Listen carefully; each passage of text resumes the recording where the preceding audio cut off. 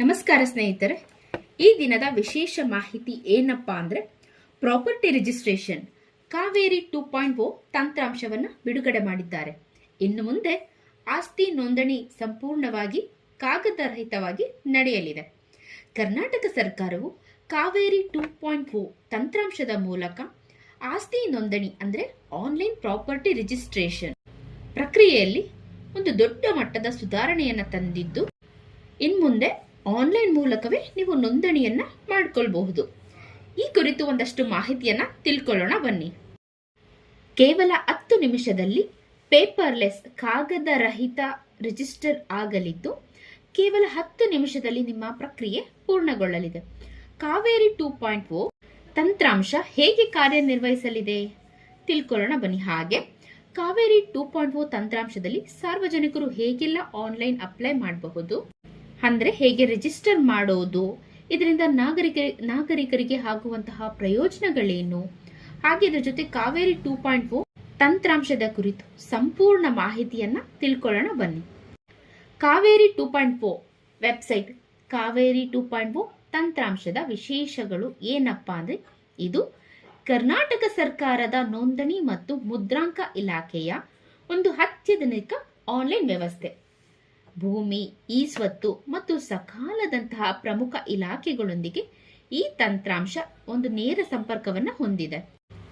ಇದರಿಂದಾಗಿ ನಕಲಿ ಡಾಕ್ಯುಮೆಂಟ್ಸ್ ಇರುತ್ತಲ್ಲ, ಅದ್ರ ಹಾವಳಿ ತಪ್ಪಲಿದ್ದು ಯಾವುದೇ ಮಧ್ಯವರ್ತಿಗಳಿಲ್ಲದೆ ನೇರವಾಗಿ ಸಾರ್ವಜನಿಕರೇ ವ್ಯವಹಾರ ನಡೆಸಲು ಸಾಧ್ಯವಾಗುತ್ತೆ.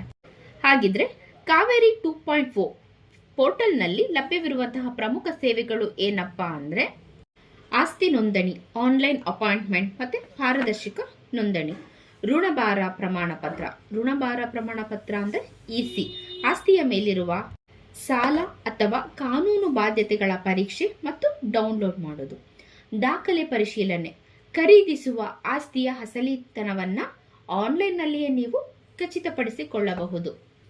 ಶುಲ್ಕದ ಕ್ಯಾಲ್ಕುಲೇಟರ್ ಹೇಗೆ ನಡೆಯುತ್ತೆ ಅಂದ್ರೆ, ಸ್ಟಾಂಪ್ ಡ್ಯೂಟಿ ಮತ್ತೆ ನೋಂದಣಿ ಶುಲ್ಕನ ಮುಂಚಿತವಾಗಿ ಲೆಕ್ಕ ಹಾಕುವಂತಹ ಸೌಲಭ್ಯವಿದೆ.